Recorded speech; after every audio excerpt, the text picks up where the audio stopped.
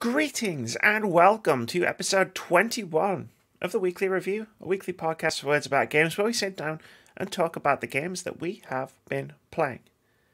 I am your host, Amy Kate Alexander, joined this week by Mr. Daffod Moody.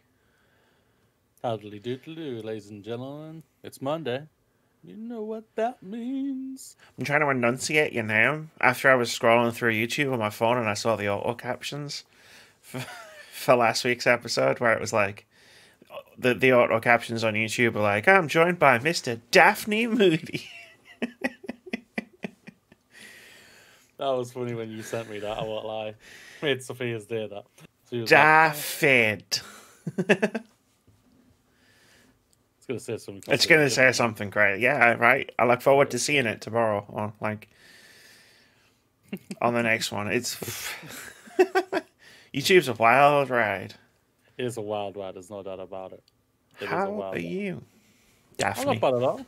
Daphne is not bad at all. I've had a go alright week. The week's been pretty alright. Played a few hours of a game today that we're going to be talking about shortly. That's good. I had a lot of fun on Among Us last night. Among Us Saturdays. Let's say one of my favourite days of the week. Again, and I know we talked about this on last week when Ava was here. Like, they're getting longer. Like, our sessions in Among Us are getting longer, and more people are sticking around for like a longer period of time. It's really strange. We're getting more into the game. It's great. I love it. Cool. They still need it. Like I think I shared a thing saying they're going to update it soon, so hopefully they will be sending out that new map soon. Because I think we do need that new map. I think we need to start smashing that new map a little bit more, but we'll see what happens. Yeah, yeah. Well, we've got a good rotation going. Like next week, we'll probably play on more people than we ever had last night, which was really canny. Well, yeah. More people in and out, so yeah, it was a lot of fun. Almost everybody said, "Yeah, let's play." And then y'all fucking started without me, bastards. I was in the Discord. I was talking to people. And then I clicked the button and it was like, the game's already in progress. I went around stream. I was like, what the fuck? You dropped out to get me in. And then April started the fucking game. And I was like, I'm not going to lie. I was hurt.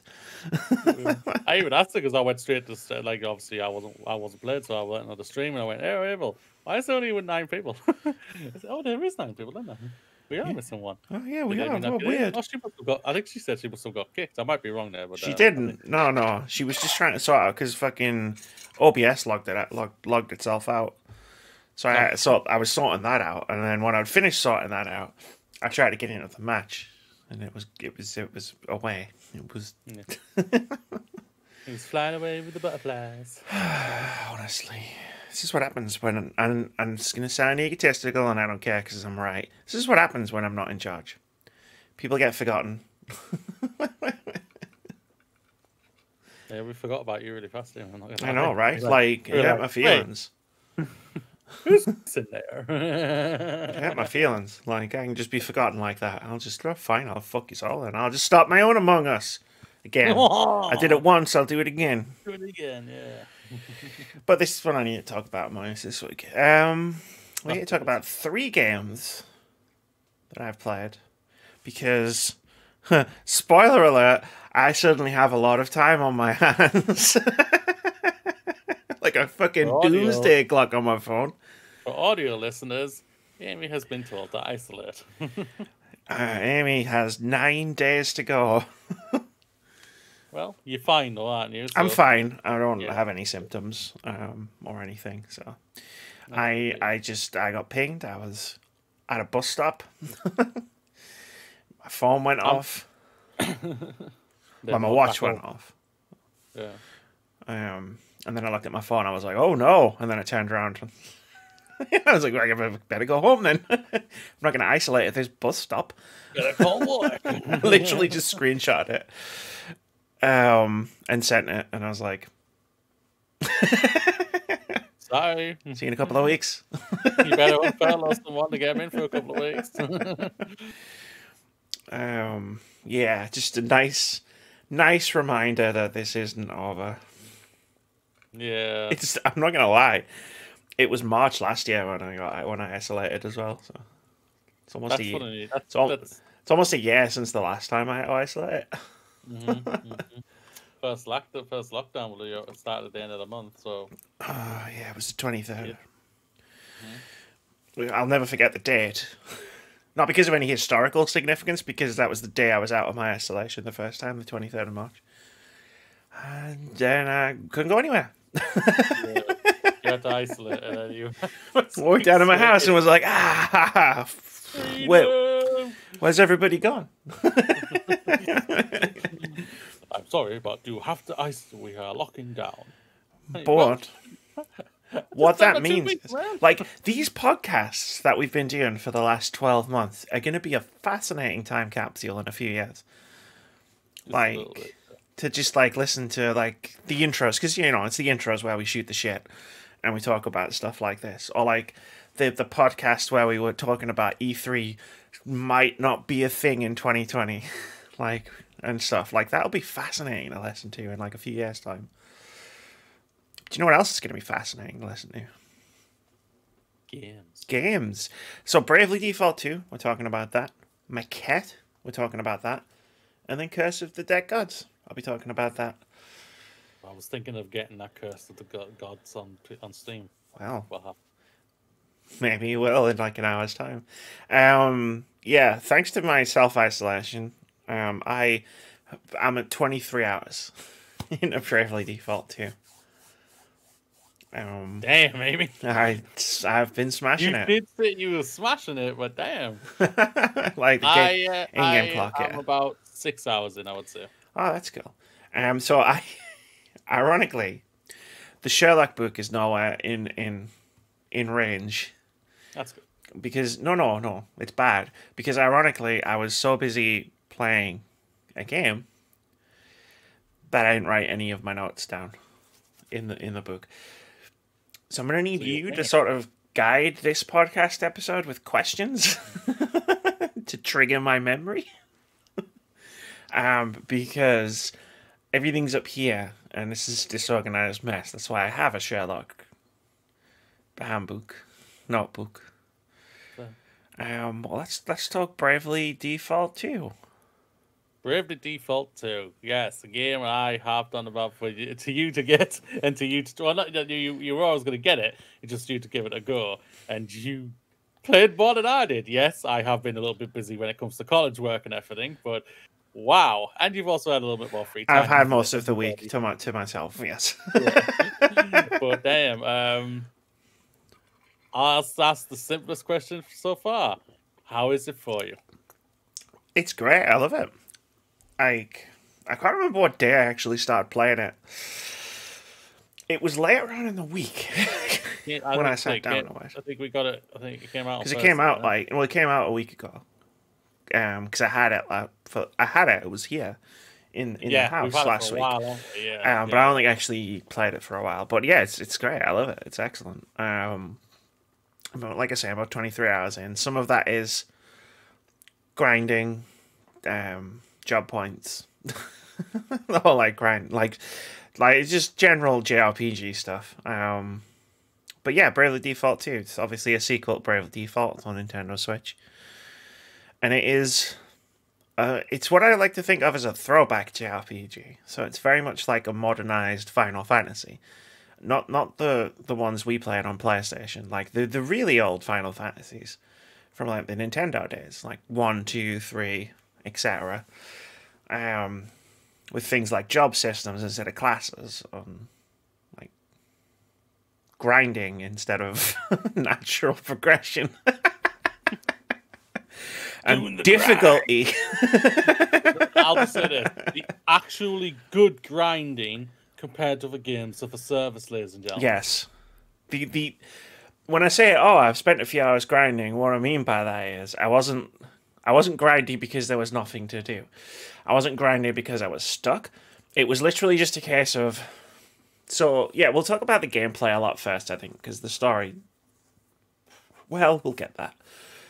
So one of the things in Bravely Default 2, as far as the progression goes, is essentially there's 4 characters in the party. You don't swap party members. Sometimes you get like guest characters who show up and help you out every now and again, and it's pretty cool. But you have XP, like your standard XP, which levels the characters up, which levels their stats up, and then you have jobs, and you can assign a character two jobs, a main job and a sub job, and you level those up as well.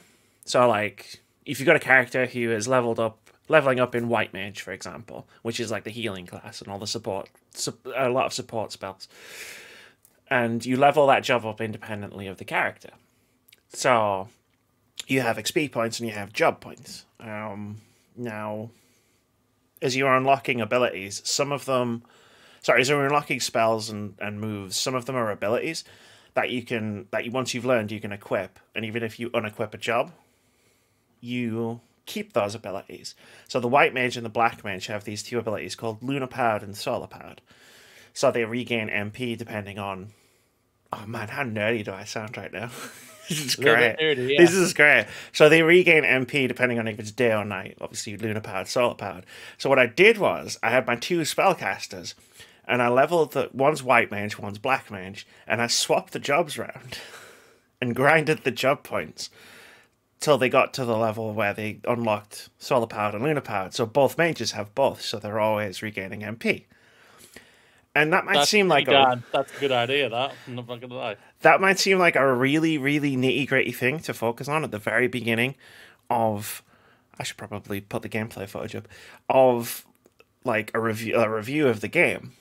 But I think what it's a great example of is how awesome the job system is for customization or like theory crafting, because you can combine two jobs, but you're only leveling up the main job. So like when you get job points, it's only the main job that levels up. So you can do something, I don't know, like say, like if you've maxed out the class that you want one of the characters to have, you just put that in the sub-job class, but you've still got all the abilities. Yeah. And spells and stuff. And the combinations are sometimes really cool. Yeah, I'm only say, start 6 hours in, and I'll say right now, I've loved what I've played. I have loved what I've played. I think, I think the animation is very cute and adorable. I think some really nice textures out there, and I think some of the battle animation is sexy as hell. And I think the game mechanics when it comes to the combat, it's really, really good. And I was just like, okay, I'm not sure if I want to get with this, because I am an old like my favorite game, Final Fantasy 9, said multiple times. Final Fantasy 10, I love that one as well, and that's basically just one. Very strategizing, but not to the level of this is, and this is very strategy heavy. And when I got it, I was just like, yeah, right.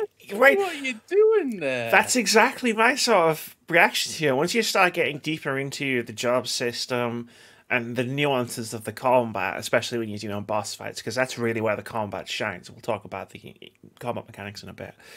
But like, yeah, once all of those nuances started to sort of present themselves in the game, yeah, I had the same reaction. It was just, I could be into this. Like when you start unlocking new jobs, like I'm just gonna say it, there's Monk. I don't know if you've unlocked Monk yet. Yeah, no. It's fucking ridiculously overpowered. Nice. Like unbelievable. Like you have to level it up most of the way. You have to level it up most of the way, but there's a move, I think it's like level 11, it's called Pressure Point, and it does a stupendous amount of damage and ignores defenses. And it costs one battle point. Like that's basically the word itself, Pressure Point. You just fucking start annihilating. It's great. I love it so much. Yeah, I just got Gloria. All right, cool. So you've done the first real boss. I think I was a bit overpowered when I got to there. I'm really happy with what I've done. I think that's the combat is really canny. No, I think that's fine. Like, it's a tough game. Like some of the boss fights can be really brutal. You have to kind of pay attention to what you're doing. In the boss fights, very much like you said, like it's very focused on strategy. And it really is. You need to know everything you're gonna do. And you have to be thinking like 2 or 3 turns in advance, especially in the boss fights, so that you don't get caught out. If you haven't examined the people or the foes, examine them, ladies and gentlemen. That's, I will say, the most useful tool ability to use right off the bat, because it just makes it a lot more easier. Then you can just press the X button. It just brings up to what you know what this foe is going to be weak at, and you can then plan your strategy out. It's really, really good. Yeah, I think I say right now, just for going off what I've played so far this year, which isn't many games. Combat wise, I think this is the best combat I've played this year. For me personally, I think this combat has been so sexy. It's been really well done. I'll take it one further than that, but I'll take it one further than that when we finish talking about this. Yeah. So we're talking about combat. So yeah, we should talk about the thing that gives Bravely Default its name, because that's kind of like the linchpin of the combat system. It's the genius that makes this really fun, which is the Brave and Default systems in the combat, because it's just a brilliant idea. So Bravely Defaults are like 2 and 1, I guess, but we're talking about 2. It's like it's a standard JRPG, turn-based JRPG, right? You get a turn, your enemies get a turn, and you go backwards and forwards. But there's 2 moves called Brave and Default, and you can default, which means you go into a defensive posture, and you gain a BP, which is a battle point. You can save those up and then make 4 moves at once, basically. Or 3, or 2, or 1. Basically, you can continuously save up extra attacks. So, the in-game loading screens have the best possible example for this, where it's like, in any of the JRPG, if one of your characters gets knocked out, one character has to throw them a Phoenix down, or cast res or whatever, like revive or whatever. And then they come back and they got fuck all health. And then another character, if you want them to not die again, has to heal them. Like throw them a potion or heal them. In Bravely Default too, if your healer has a couple of BP saved up, you can just res them and heal them at the same time. Like, come on, man. That's brilliant. Like, it's really canny. There's no doubt about it. It's so satisfying. It just queue up a bunch of attacks that are going to do a shitload of damage and just obliterate like the health bar of a boss. Kind of feel like I just want to stop talking now and just go back to the game. I really do. I'm watching a boss fight. I kind of have the urge just to play this right now. I'm watching a boss fight. It's like, yeah, that's the significance of it. It was a game. I never played the first one. I've said many times. But I've said all the time, like I want to try and express more into game, play different games and change it all up as well, and dust off my Switch, as it only played basically 2 games last year. Oh, that was the thing I was going to say in the intro. Yeah, Bravely Default 2, right, is here, and I have now played the same amount of games on my Switch. I can't find it on my Switch in 2021 as I did in the entire of 2020, and Harvest Moon just arrived. So once I put that in my Switch and start playing that's more games already. Yeah, and I've got Persona. I have it. I'm going to stick with Bravely Default for the time being. I'm going to try and smash a little bit of that out, and then I'll try and do Persona over maybe at the start in maybe a week or 2. But yeah, I have it. Yeah, I'm gonna 100%. No, I'm not gonna. I'm gonna finish Bravely Default 2. I'm gonna I can't stop myself. Yeah, it's so much fun to. Can I just put you over here? If I just see you start looking down, just like you've got your Switch in your hands. But yeah, like let's put you over on my second monitor and change my second monitor to a Switch. Let's do that. But yeah, like it is. Like it's so great once you start unlocking options and you start thinking like. At the moment, my Black Mage maxed out on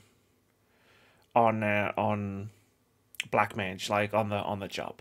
So like I've got all the Black Mage skills, abilities, moves, spells, everything. And I was like, cool. Well, I mean, I better give him another job, right? Because I want to actually use this JP that he's getting. So I was like, oh, I just unlocked the one called Beastmaster. So I was like, I'll chuck that one on him, right? Because I was like, oh, maybe it'll go together. And then I just did. And then it's like, cool, now I can capture monsters and summon them in battle. Like, And it's like, oh shit, this is fucking great. And he still has all his spells, so he can still do like massive fucking fire spells and thunder and blizzard. Like my tank is also, I can't even remember. I gave my tank a freelancer job. What am I thinking? Oh yeah, my healer is also a bot. So when no one needs healing, I can just buff the entire party. And that's what's cool. That's what's so much fun, is to just like figure out how these combinations could work, and then put them together. And then you go into the combat, and the combat is traditional 80s turn-based JRPG on fucking steroids because of Brave and Default.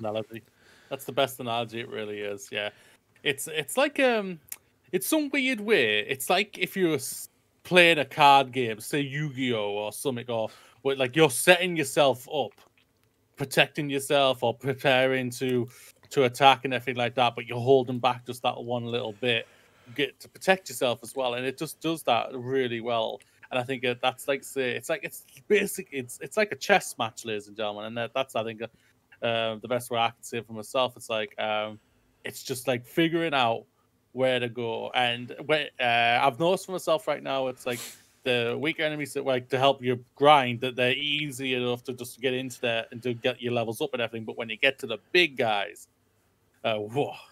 Like the first boss, I was just like, "Oh man, life is so big." No, it never goes away. Oh. And I was just like, at the end. That never goes away. I think the boss I just did, or the boss before the one I just did had like their attacks did healed them. So it was like they'd do like 400 damage and heal themselves 400 or whatever. But it's like, because of the way defense works in the game, it was like I was literally just doing everything I could to just like, it's like there's a bard spell which like it's called like in the spotlight or something like that, where it's like, you know, attack this person, and I was just doing everything to be like, attack my tank, you're only doing like 50 damage to my tank and you're doing like 800 damage to my healer. So it's like, just attack my tank, you'll get no health back, it's fine. My tanks, I can just imagine my tanks down there going, look at me, I'm over here. But yeah, like there is grinding in this game, but it's fine because you have an objective in mind. And honestly, unless you're trying to grind out an entire fucking job, like, because like grinding from like level 1 to level 5, which is where those abilities I was talking about are, took like 20 minutes, 30 minutes maybe, because you could just turn the battle speed up. Because the developers of Bravely Default 2 knew exactly that people were going to be doing this. And you just push the button a few times, and literally you just, like Moody said, when you're grinding against enemies, like, you don't even need to use the strategy in the game. You just fucking hammer Brave, and then just smash the attack button. And you just obliterate everything before it has a chance to hit you. And like, the battle speed's going so fast, you queue up 4 attacks, and it just goes, and then it's done. That's how fast you can make it go. Yeah, it's very well done, very well done. So we've praised the heck out of the combat. I don't think I can say much more in this game apart from that I'm enjoying what I've played so far. So I think I'll get back and throw the rest of these questions at you, because you've played way more of this game than I have right now. That's fine. I'll be able to give more of it. I'll give more of it next week. Hit me, Moody. The rest of this podcast is going to be a Q&A. I feel Q&A for Amy. Okay, so Amy, what's not working for you so far? Right, what's not working for me? You hinted at, I feel like, the story. I just remembered one thing that is working for me. Okay. So I'm going to tack this on, and then I'm going to talk about the story. Because there's a system in this game, and I don't know if you've got it yet, where you basically unlock a boat. And you can send a boat, like a sailboat. Okay. I don't know, that's the international sign language for sailboat. And it's like, it's a thing that you can do, so you can send the boat away, and then turn your switch off. So like when you're asleep or whatever, when you're not playing it, and then when you come back, it's explored a bunch of stuff, and you get treasures and stuff. So like you get a bunch of JP orbs or XP orbs or like permanent boosters for stats that you can use on the characters.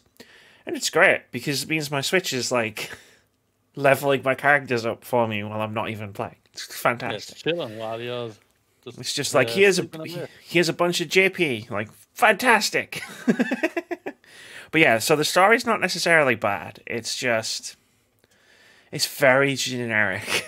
Like in the way where I said that the combat in Bravely Default 2 is like a like traditional classic JRPG combat on steroids. The story is just it's a JRPG story. Like generic anime. It's generic as fuck. You are the heroes of light, and there's evil, and that evil will destroy the world unless you go on a quest to, vanquish said evil. Vanquish all of the bad guys.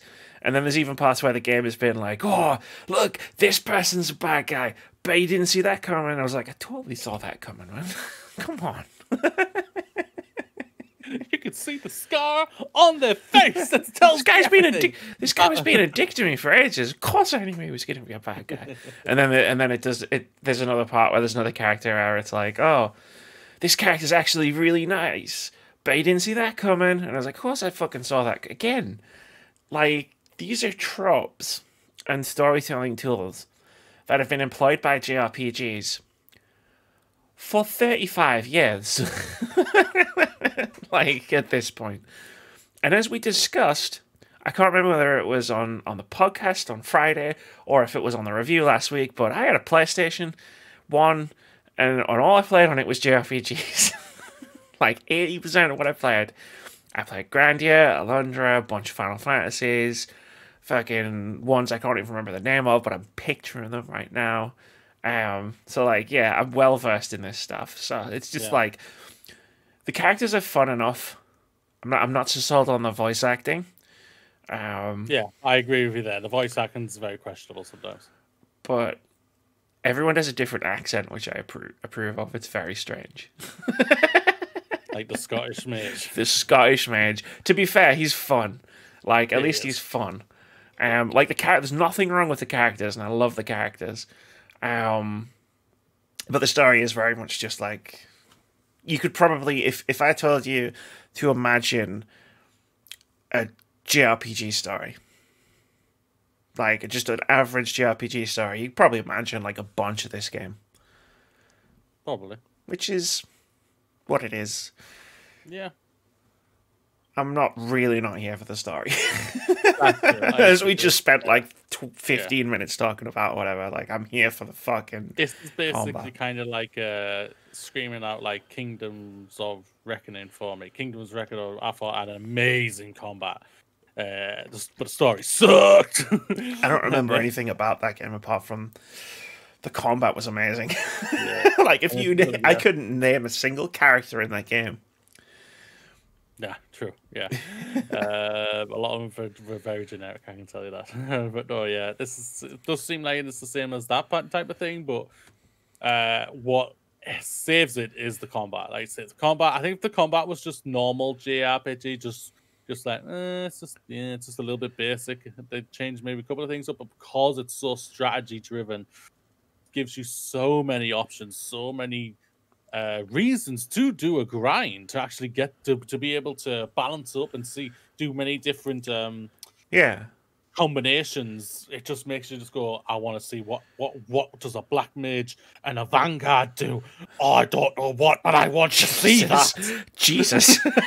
You know, Holy what does fuck. a white mage and a vanguard do? Well, I don't know, but I want to see this bugger now. Wow, a healing tank. That would be interesting.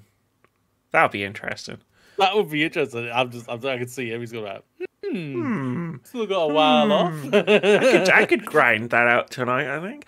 Yeah, why not? it's like we talk about grind, and when we talk about grind, there is that negative connotation to the word, which is totally fair. Because 9 times out of 10, when we're talking about grinding, it sucks. Grinding generally sucks because it's usually either something you have to do, or something you do because you got nothing else to do, like in the live service games. I've only grinded in Bravely Default 2 because I've wanted to unlock the moves I was talking about, the Solar Powered and Lunar Powered. Like, I think I'm going to do that now. I think I'm going to I want to do this now because I felt like I was a fucking genius when I figured that out. Really, and I was like, I could just have a constant stream of regenerating MP. I don't have to buy any ethers. Oh no, yeah, you still need to buy this. It's not that much MP. Like if you start doing like 60, 70, 80 MP spells, you can fucking run out pretty quick. That's true, like, yeah. But then it's like the thing with the monk where it's just like the pressure point thing I was telling you about. Because like monks are a really fascinating class anyway. Because like until that point, most of their attacks are really powerful anyway.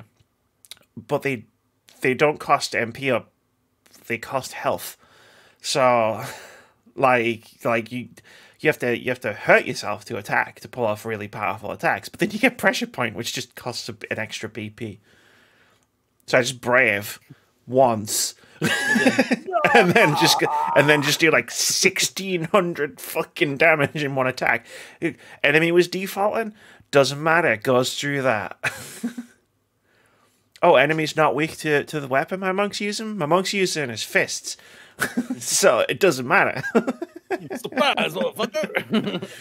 Like it's a guaranteed massive amount of damage, and I just can't believe it's in the game. It's so OP.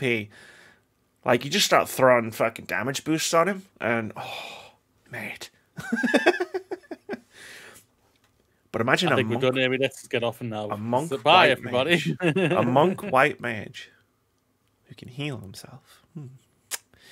A monk black mage? Put fire on his fists? Never used the black mage spells. No, I just never had time.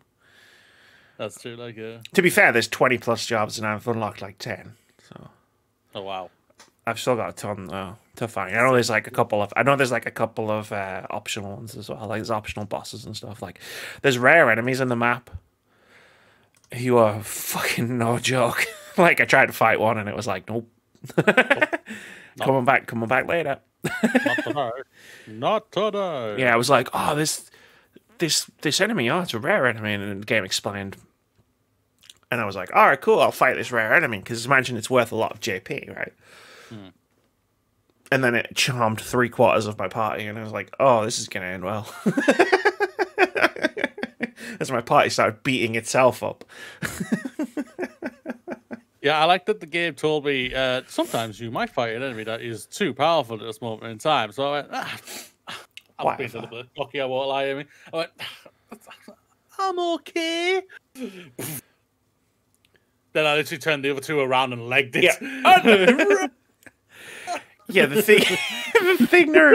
thing to realize about Bravely Default 2 is it's not like mega difficult, hard mode, whatever. It is a tough game. There are difficulty settings, and it's not forgiving. No, it's a strategy RPG where you have to be strategic to win. No cockiness, ladies and gentlemen. No. You'll have egg on your face. But like once you get into it, and you'll learn that lesson the hard way. Because everybody does it, right? Well, I'm doing really well, so like even though this enemy's glowing red, I'm sure I could take no. No, I couldn't. No. Yeah, it's fine. It once you get into the swing of it, you'll know.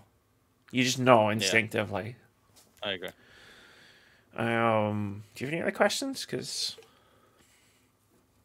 I think that's it. Basically, yeah, you're enjoying it. There are things that are a little disappointing, which is just, like story most right now. I like the music. Oh, the music's really kind of yeah. I'll say that. Yeah, I think I really like it because I'm grinding so much. I've been listening to the battle music a lot, and it's like.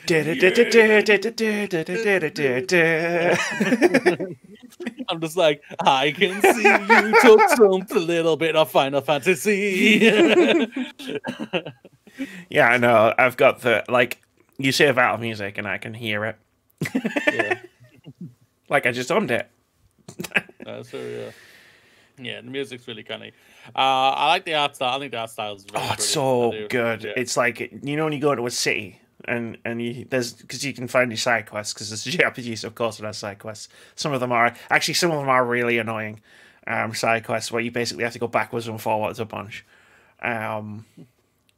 But the results, the stuff you get for it is usually pretty good. And if you're grinding anyway, you might as well be doing something while you're grinding. Oh yeah, like I said, I've just got back to the first city with Gloria, and I'm about to go and do some side quests now. But like when you can find them really easily by clicking the stick to zoom out, so you can see the whole city in panoramic view. It looks like art.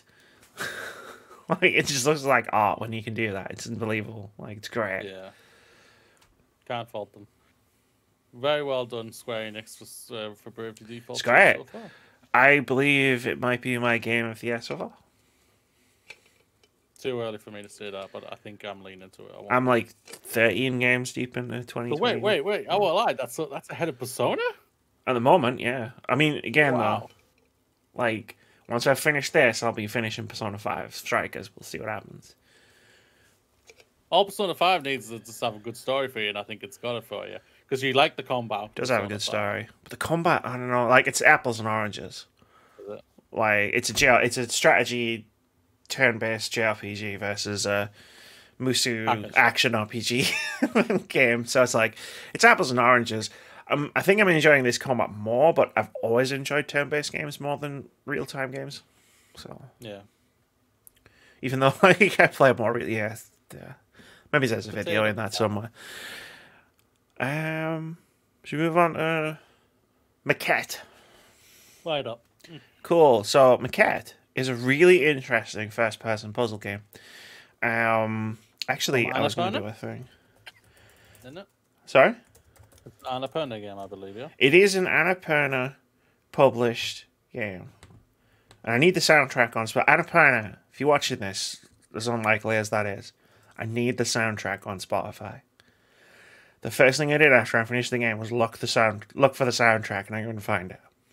And I'm devastated. Like, so hit me up, right? We need to start this.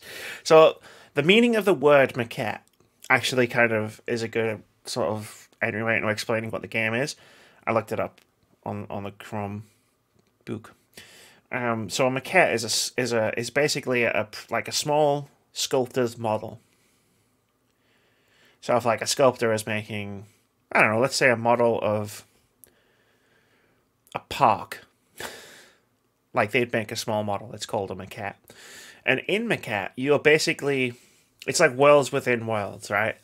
So like you're in a place, and it's abstract. It's surrealistic. It's not a real place. It's a metaphor for, in this case, the story of the game is it's about a relationship starting and ending, and like everything that happens in between.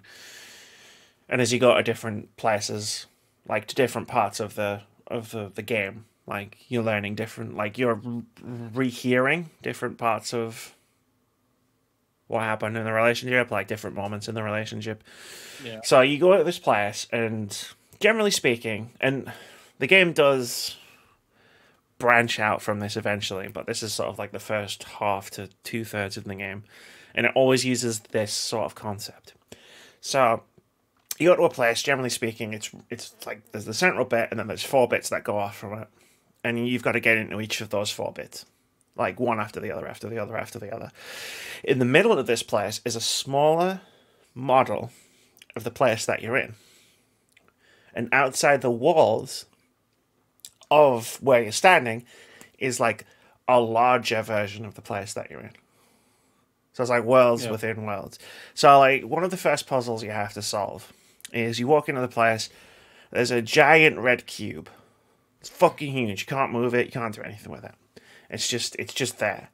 So if you go to the model in the middle, the smaller version of it in the middle of the square, let's call it, and the cube is there in the model because it's there in the current version of the world you're standing in, and you can just pick it up. And when you pick it up, that moves the one from in the world, right? Yeah. But then you can take this smaller one, and then you can put that somewhere in your world, and it's smaller. This is a riveting game, maybe. It's fucking great for being like, as a concept for a game, it's fucking fantastic. Like, I'm going to have to spoil some puzzles just to explain it, like some puzzle solutions. So if what I've explained and what you've seen so far on the screen, if you're watching on YouTube, has already sold you on trying this game out, it's PS Plus. I think it's just on PS5. I'm not 100% on that. You should double check it. I know it's on PS4, I'm pretty sure, but I don't know if it's a PS Plus game on PS4. But, like, let's just say, like, you have to get to a building, and it's across an uncrossable gap, right? And this took me a while to figure out, and when I figured it out, I thought I was a fucking genius. It's been a good week for my ego. Because I've said that twice now. Yeah.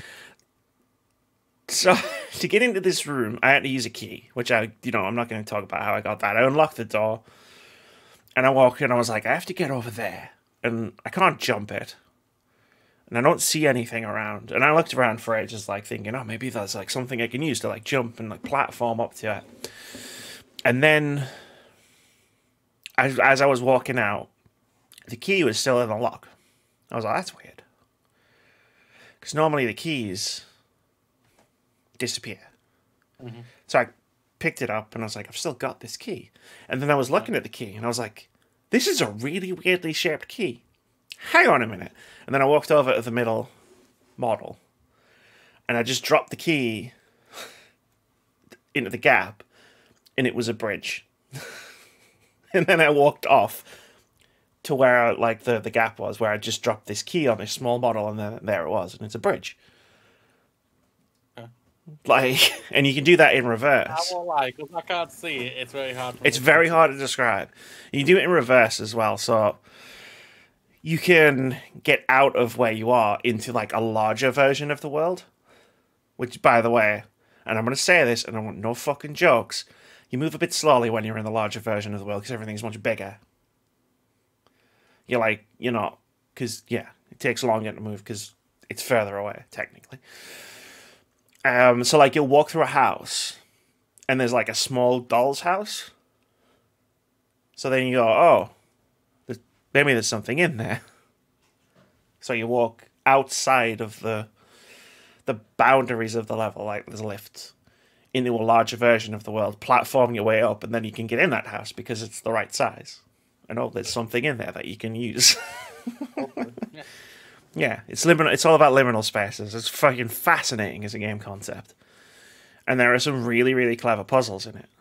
Like, it's just genius. It doesn't really execute it to the best that it could. Like, all the time. Yeah. So, like, it's a good game. I enjoyed it. I beat it in an afternoon. But it's not... there's potential there that wasn't seen, if that makes sense. Like, it didn't reach its full potential. Yeah, so what didn't work for you? Because Like, I think this game is very mixed for a lot of people. I think critically-wise, it's not getting great love. I think the puzzles... Sometimes they were really, really clever. Like, but a lot of it was just the beginning. So, like, the first time you figure out you can do the thing with the key in the bridge, for example, and make a key in the bridge. Or the first time you go outside into the bigger world. And then, oh shit, like, there's a bigger version of everything as well as, like, a smaller version of everything. Like, but then, like, it gets a bit repetitive. Because then it's like, well, okay, what are you going to do with that? And then it turns out it does the same thing over and over again, which is you're either going out into the bigger world to fit through a smaller doorway or find something, or like you're dropping something, you know what I mean? Like you're doing the same thing over and over again. So like I had to do the bridge trick with not more, like I had to do it more than once basically. But like different stuff. Which is a shame because like I said, the concept is fucking genius. And it's worth playing just for that alone, like. Yeah. But yeah, there's also some weird limitations. Like you have to solve the puzzle in the one way that it's been designed to solve. Well, that's kind of silly. You would hope to have had multiple, at least two different versions to choose from. It's not so much that as like if I figure out a way to do something, like it'd be nice if the game recognized that. Like that was like not the one way that this puzzle needed to be solved. Like, there's a thing with orbs where it's like you're walking through different buildings, and like there's red force fields and blue force fields, and if you're holding the red crystal, you can walk through the red force fields. If you're holding the blue one, and so on, you get the point. Yeah. And there's a moment where you have to carry a blue crystal out of a house, but the force field that you need to get past is red. But it's at the bottom of some stairs. So I was like, I know exactly what I need to do here. Because the red crystal was round, I'll put it at the top of the stairs, and then if it rolls down and opens the door, and then I can just run through with the blue crystal. But it doesn't work that way. The solution to the puzzle is different. But like, you can do all of those things, it's just the end result isn't the red ball rolls and opens the door. It's like, God damn it. Like, oh man, I have to figure out an entirely different solution to this puzzle. Yeah, this is a game that this doesn't scream me. And yeah, maybe not. I was gonna say gameplay wise, it also runs out of steam.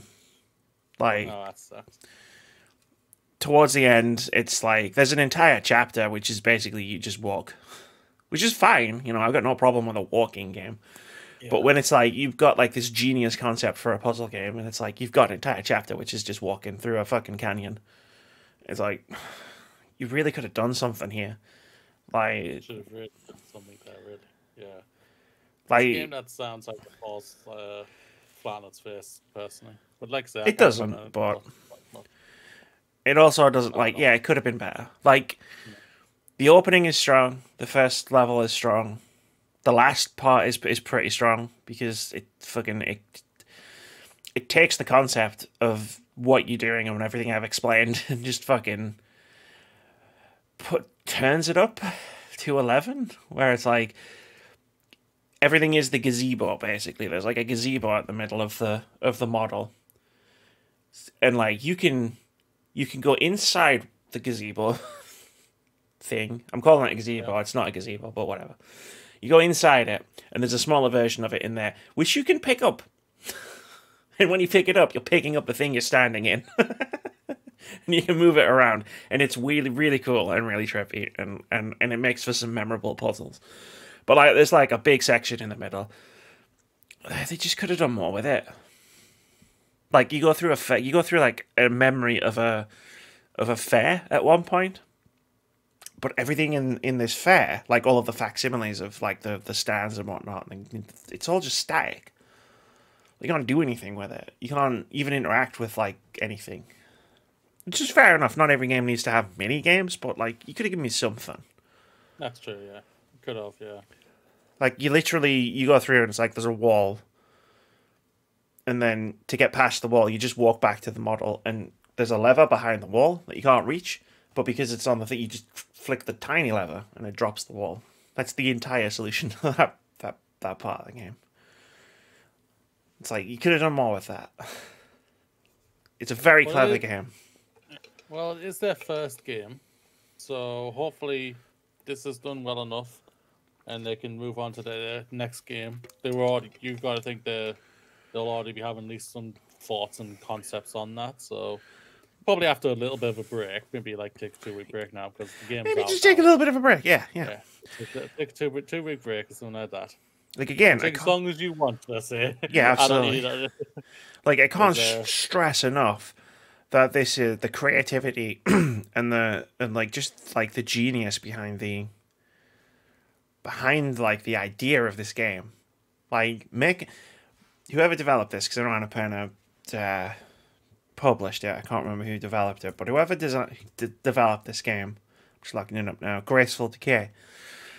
Make another one of these. But, like, just go all in on, just, like, you have some really clever, like, you have a really, really genius, like, core gameplay mechanic. And you have, like, some really creative stuff in here. Just double down on that.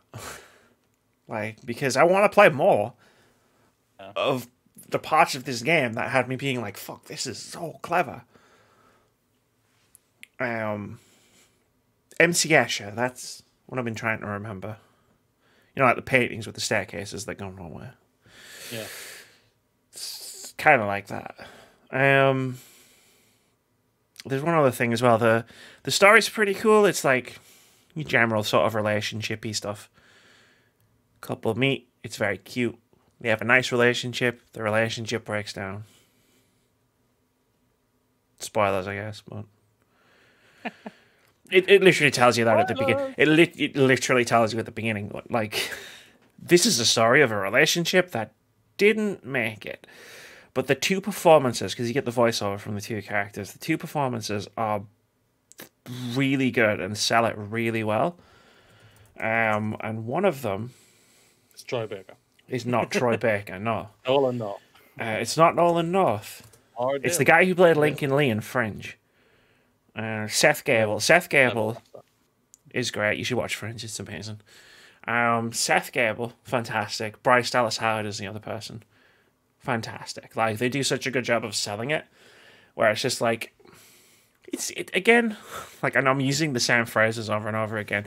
It's kind of generic, like, as a story, but the voice acting sells it really well. And, like, the dialogue itself is good, so it carries it somewhat. Where it's like, if it didn't have such good dialogue or it didn't have such good voice acting, maybe it would have been a bit like, all right, but it's not. So it's really good. Like, kudos for that. Kudos. Hopefully, sounds like a game that has good ideas but hasn't fully executed it. But that's probably a good summary. Hopefully, the next game. Bags of potential at the developer, so I'm gonna keep an eye on them. Okay, time for the final game. Am I, after this, going to be buying this game right after you talk about it? I don't know. No? I can't predict Curse the future. of the Dead Gods. Curse of the Dead Gods. Yeah, I'll say right now, just from what I'm looking at right now, this is very Hades. So it is. Because Hades is like the ultimate roguelike. So I feel like for the next 10 years, all we're going to be saying is, hey, this looks like Hades. Yeah, this game would have been getting created at the same time as Hades, so there would have been no chance they would have known that. It's just, yeah, again, it's just because, like, there are so many roguelikes. So many roguelikes. So, like, yeah, it's a roguelike. It's Curse of the Dead Gods, it's a roguelike. It'll feel like Hades if you've played Hades. I imagine any sort of, like, isometric third-person action roguelike is gonna feel like Hades, if you've played Hades at this point, but there's a lot of sort of key differences to this. So at no point, like, once you're a couple hours in, at no point will you be like, well, this is just Hades, because it's definitely got its own feel. Visual style looks very Hades. The visual style is cool. It's sexy. I won't lie. It's a beautiful. That's a good place to transition into gameplay. Yeah. So, is Maquette? No, we just talked about that. Is Curse of the Dead Gods good? Yes, I'll say yes. It is good. It's very different from Hades. I'm just going to throw that out there right now. For starters, there's no story. There's a very brief opening cutscene of a person walking into a temple, and then it seals shut. That's all the story you're going to get. That's it. There's no voices acting, there's no nothing. It is literally just, cool, kill everything in this temple. So how it works is very, very interesting. There is a lot of lore which you can look up in codex entries if you want to. You don't have to, though. So how this works is, it's very, like, the way it's segmented is great. So you've played tons of roguelikes, I'm guessing. Because we all have. Because there's about 7,000 of them on Steam. I've played a couple in the time. Maybe not near as you, but I've played a couple. So, like, let's just talk about Dead Cells for a second. In Dead Cells, because I think it's actually closer to Dead Cells than it is to Hades. In Dead Cells, you start off at the beginning, and then you have to get to the end, beat the end boss, and then it resets itself. If you die, it resets itself. Curse of the Dead Gods, there are 3 temples with 3 different themes. And there are 3 levels. I believe 3 levels. I've only played it for a few hours. There are 3 levels in each temple. And how it works is, when you start, all you have to do is beat the first level. So, like, of the first temple. So there's a fire one, there's a thunder one, like a lightning one, and then there's like a poisonish one. Like, it might be, that's probably not right, but red, blue, green. Like, they're the primary colors of these 3 different temples. So when you start, you're doing the fire temple. And all you have to do is get through the rooms, beat the boss at the end of it. Cool, you're golden. Boom, move on to the next temple. Yeah. And then you go back to the beginning from there, but having been successful. And then you do the next one. And then once you do the next one, again, all you have to do is that one level. So however many rooms it is, beat that boss. Once you've done this for each temple, you can then move on to the next level. So you start from the beginning of the fire temple again, and you have to beat the boss that you've already beaten. And then there's a door, and this time you can go through the door and do the second set of levels. So instead of doing the whole run and just getting a little bit further every time, like, you're doing it in sort of like checkpointed segments almost. Like, all you have to do is do this, and then, oh, now you can go further, and you have to get further, and now you can go further and have to get further. It's really interesting, like, to not have, like, the entire game out, like, sprawled out before you, and you're just gonna die a fucking shitload of times. Like, it's just ever closer to the end. Like, come on, I'm almost there. Like, I beat like 4 bosses, and I've only played it for a few hours. Yeah. Because it's very, like, especially those first few levels, it's like, it's very doable, and it feels very, like, and it feels like you're accomplishing something more so than in most other roguelikes that aren't called Hades. So that's really cool. Like, it sounds like it, yeah. Like I said, first of all, like I said, for me, art style sucks me in straight away. The art style's Combat just looks phenomenal. very sexy as well. Looks like it flows very well. Am I right there? Yeah. So again, Ooh, sound like a yeah. No, sorry, I was just breathing at the same time I was talking. So thinking about what I was going to say next. So again, there's different weapons. So there's hammers, throwing knives, throwing axes, swords, machetes, all sorts, guns, bows. You have 3 different weapon slots for your main weapon, a sub weapon, and then you can find like a 2-handed weapon, which is like a heavy weapon. Those are really satisfying, I might add. You get a fucking massive fuck off warhammer, and it's really satisfying to use.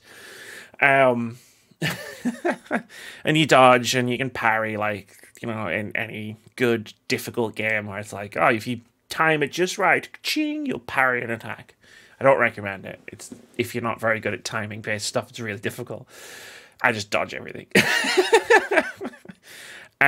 It does flow really well. You have to get to grips with a bunch of different weapon types, because again, it's much like Dead Cells in that you start off with whatever starter weapons the game throws at you, and you can find different weapons as you progress through the levels on any particular run, but it's completely random what you'll find and be able to actually get.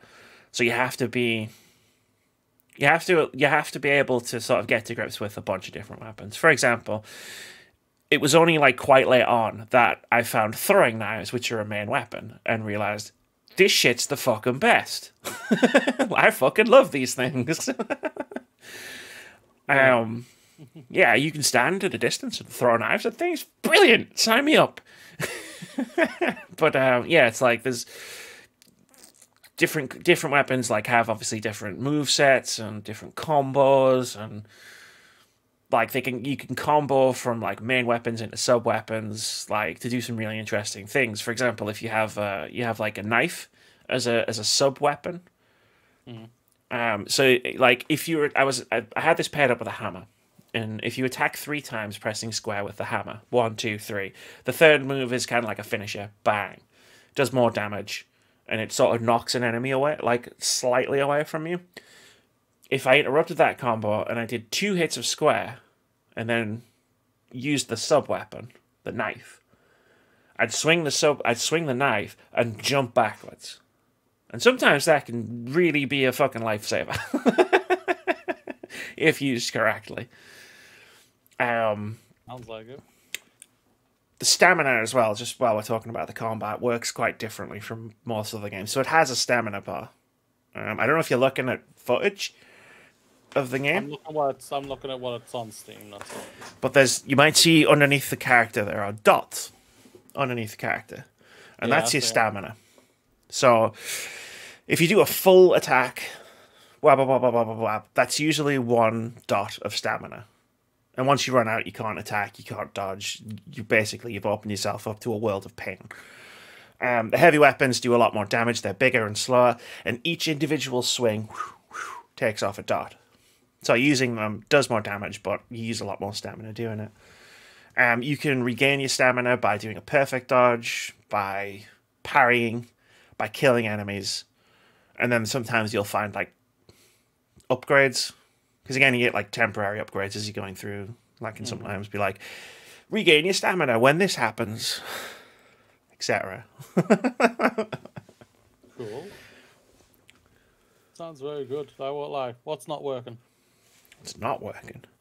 What's not working for you? Honestly, the same thing that I find in a lot of roguelikes like this. So doing the first levels of the game was cool and it was fun, and I enjoyed every second of it. Once I unlocked the longer runs, like, the thing about doing boss fights in a game like this is you have to learn how they attack. Like, you have to learn the timing, you have to learn what they're about to do when they move their arm this way or when they hold the thing above their head. Which is fine, like, I'm all for that. Like, again, Bloodborne, top 10 game of all time. That's all that game's about. Like, the problem is, it can take, like, once you get to that second boss fight, it takes time to get back to it. So the first time I did the second boss fight, so like I did the first level, beat the boss that I'd already beaten before, moved on, got to the second boss, got rinsed because I had no idea what the boss was capable of or what he was going to do, and it's like, right, now I've got to go all the way back to it to then learn more stuff, like, you know what I mean, to learn and then die. Rather than be like, I'm going to do this. It's like, I need to get to the second phase and see what happens in the second phase. And oh no, everything's exploding. What's going on here? I was not prepared for this. Like, it's not Souls-like levels of challenge. Like, I think I beat every boss in 2 goes. Apart from the longer one. But that's just attrition, right? It's like, you've got to go through a bunch of fights and enemies and traps and hazards and corruption and curses to get there. Sometimes maybe you don't have full health when you get there. Sometimes maybe you're just dragging your bleeding carcass through the door. I'm here to fight. Has anyone seen my spleen? But yeah, so like that's not a Curse of the Dead Gods complaint. That's a roguelikes like this in general complaint. Yeah. like speaking of Dead Cells, like, how many times I go through the entire game to learn the fucking last boss fight before I finally managed to beat it. It was just like, oh fuck's sake, I've got another half an hour to get through this game again. Only half an hour. I mean, you get it down to a rhythm eventually. And yeah, it is very reflex heavy, so you do have to sort of be like time dodges quite well, stuff like that. Let's talk about corruption, because that's a mechanic in this game, and it's very interesting. Okay. So, in this game, it's called Curse of the Dead Gods, so you knew I was going to talk about curses at some point. So in this game, it's fairly standard sort of roguelike stuff. Like, have you played Slay the Spire? No. Alright, cool. So, like, when you're going through doors, every time you do, there's a map. And you generally have choices about which direction to go. And you can see the paths in front of you and what they lead to. So you can, like, see that, like, if I go left, I'll go into a gold room where I can collect a lot of gold. And then I'll go into a healing room where I can heal myself, and so on and so forth. And you can plan out, like, directions that you want to go in. So, like, if you want to... Say you want a new weapon, it's like, there's a new place I can buy a new weapon from on this path. So I just need to follow this path. So that's kind of cool. And then like it's fairly standard in terms of you go gold room, you find some gold. Attribute room, you can upgrade some of your attributes. Totem room means you can get some. They're basically upgrades. Like they're cool upgrades. I'm not writing them off. It's just you've played this before. Yeah. Every time you go through a door, your corruption meter goes up. And sometimes, like, certain enemies can attack you and do damage to your corruption as instead of your health. Once it maxes out at 100, you get a curse. It's completely random what you get. And there's like 5 levels of this. Never get to level 5. If you get to level 5, your health drops to 1. Like, the final curse is basically so overpowered that they can't hit you. No. Basically the final curse is basically fuck you, die. So if you get that far, you've fucked. You've lasted too long. We want you to die now. But like they're really interesting, like curses. So the one I tweeted about earlier, because the game has a light and dark mechanic, where it's like one of your things is a torch, and you can light braziers, not bras, but you know, braziers, and restate that. I mean, you gotta make sure people know what you're talking about. You take extra damage in the dark, normally. So like enemies will sometimes snuff lights out. Sometimes there won't be a light source in a room, and you have to navigate around that. So like if you get hit when you're standing in the light, you won't take as much damage as you do if you're standing in the dark. Unless you get a curse, which negates that and lets you do more damage when you're in the dark. So all of a sudden, it's like your entire mindset of how you're playing this game flips, because it's like, well, I want to be in the dark so I can do more damage. You're still going to take more damage, but you can do more damage. But enemies are invisible, and they can only be seen when you shine a light on them. So the curse is enemies are invisible. I have to shine a light on them to then see them, to then make them visible. But I can also do more damage to them when I'm in the dark. So you say this is a curse, and I say you merely adopted the darkness. I was born into it, and then I start fucking shit up. Yeah. There's all sorts of cool ones. Some of them are bad. Some of them are really bad, and you don't want them. Like, there's a curse where basically your torch does dark light, and you can't light anything. It doesn't have a fire effect, and it doesn't do light anymore. So it's like, oh shit. There's other ones where it's like killing enemies will make them explode after a second. So it's like, that's also, I would call a double-edged sword, where it's like, yeah, great, everybody's blowing up around me, but hey, if I use that to my advantage, I can chain react and blow everybody up. Because the damage is done to anything that's standing there, including enemies. Like, the curses are really cool. Because you kind of don't want them. Because they're curses, and they do bad things to you. Like, I got a curse where all the damage that I took also, like, took equal amounts of my money. So I was like, oh, shit. I was like, I need to not get hit. Great. But like, you kind of want them as well, because they can be useful sometimes. They can be helpful. Like, they can do things where it's like, if I play the game in a different way, the way I've been playing it, I could turn this around to my advantage. And it's about being mindful of all of that. And that's fun. That sounds fun, I won't lie. Well, I'm going to say it. We'll say it right now just for the time being. I'm going to hold back on it. That's fair. Because as much as I'm enjoying it... I'm to a roguelike right now. As much as... Yeah, it is a roguelike. And you have to be in the mood for one. Yeah. As much as I'm enjoying it right now, I don't know how far I'm going to go with it. Yeah. And part of that is because I have 2 60-hour games that I want to finish because I'm really into them. And part of that is just because it's like... It's a roguelike. Like, I think the third time I died to a boss that was like 20 rooms deep. And it was like, can I be bothered to go through all 20 rooms again? I do this.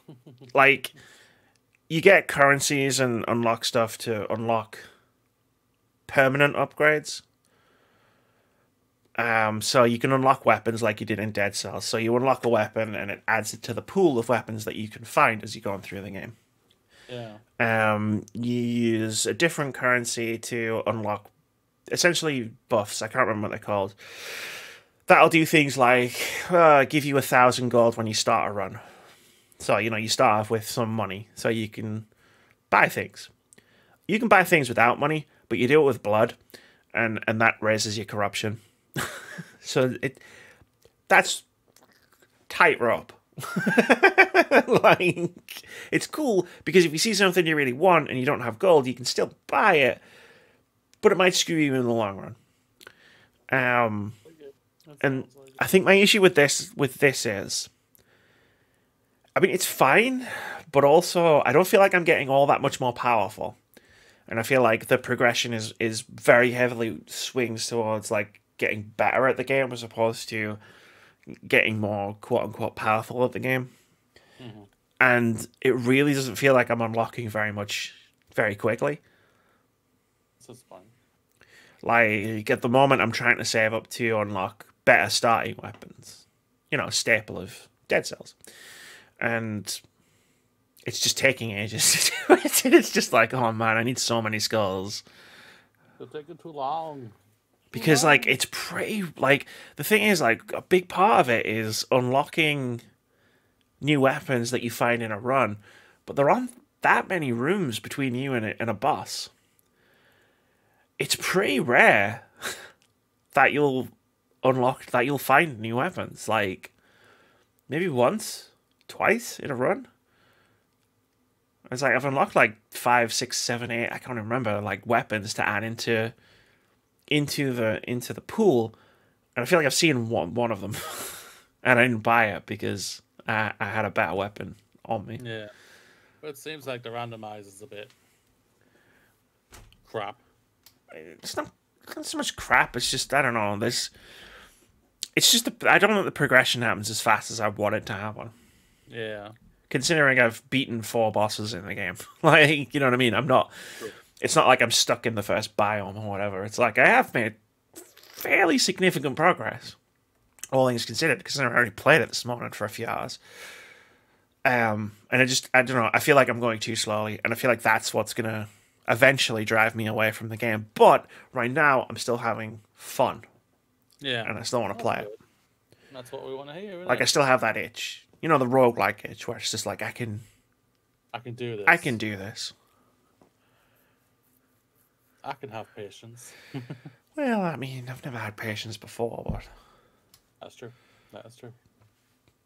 Well, there we go. 3 different games. I think there, ladies and gentlemen, a JRPG, a roguelike, and a puzzle game.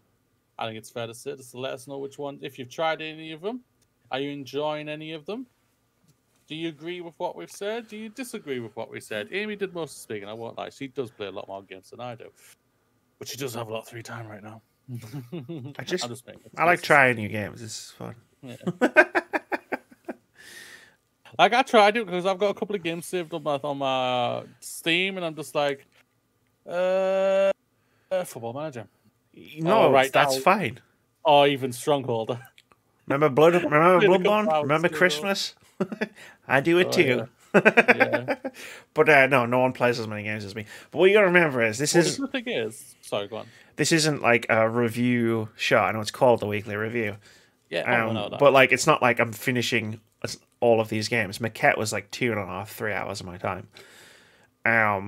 Curse of the Dead Gods, I played it for a few hours. Like, I'm comfortable enough getting to a point where I can say, I understand this game, and then talking about it, right? Like, it's not like I'm gonna fucking wait until I've played 60 plus hours of Bravely Default 2 to talk about it on the podcast. Like, that's fine. Like, and don't try and keep up with me, because I'm not trying to keep up with you. Trust me. When I let that boat sail at on the 1st of January. Like, you like doing other things, like watching movies and TV shows and stuff, and I don't do that very much. Like, when you're sitting back, binging WandaVision, I'm playing a game. Because that's what I like to do for fun. Well, I didn't picture. I just watched one episode. You know what I mean, though. Like, that was the first thing that came into my head, WandaVision. I know. But, yeah. Yeah, I agree. That's why I watch, like, 6 movies a year. Oh, I won't lie, that's better than what I've averaged this last year. So, but I did watch the new film Raya and the Last Dragon. Yeah, remind me to ask you about that after the podcast. But yeah, I know you've got Loop Hero, Yeah, and I want to try that next week. Also, I've got Voyage, the game I told you about. I think it does the same thing as A Way Out did, where I can give you a pass to it to play it with me. That's interesting. I might have to look into that. Yeah. I mean, I might be a bit busy this week because Brave to Default. I'm locked in my house. But no, yeah, we can have a look at it. Like, I've got Fights in Tight Spaces on early access. I've got one more unit that I need to hand into next week. I've got 3 units, but I've got 2 of them done. I've got one more to do. I'm aiming to get that done on Tuesday. Might even try and smash it maybe tomorrow. If not, it'll be Tuesday, and then after that, I'm gonna be. And I have Harvest Moon, so I might I do want to try that. It's just like, I know that's also a long game, and it's just like, oh man, like if I get into that as well, like. Oh. That's the thing about it. Right now, we've got 2 long games that we're trying to balance with. Like, I haven't even started one of them, but it was just Persona, and we've both got Bravely Default, and we're both going to try and crack into Persona. So yeah, it's trying to find that right balance right now. So, and I know it's not out yet. The next retrospective video at the end of it, obviously you've seen it. No one else has seen it.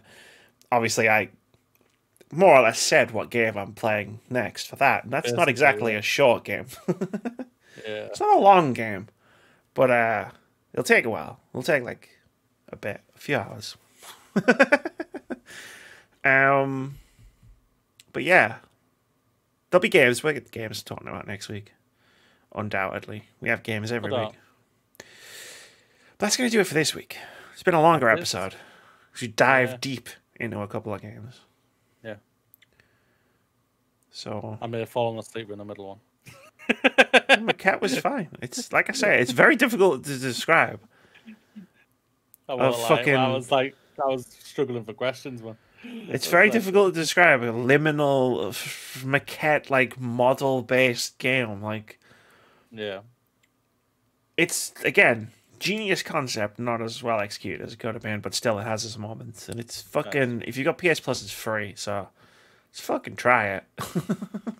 I've seen people I follow on Twitter say this is their favorite game of the year so far. So. Oh, that's fantastic. That's great to hear that. You know, even though I sound like I'm poo-pooing, I can't even say anything about it. I haven't played it. Yeah, you might. It just didn't sound like it's appealing to me or anything like that. Yeah. But anyway, if I hear someone says they enjoyed that and it's their favorite game of the year, I praise them to the end of the world. Yeah, right. Happens on this podcast. Yeah. Remember Ori last year? You top 5'd it, and I honorable mentions it game of the year. And it's like both opinions are valid. Let's go. Let's go, everybody. Have a great week. I could hear the battle music in Bravely Default too. Yeah.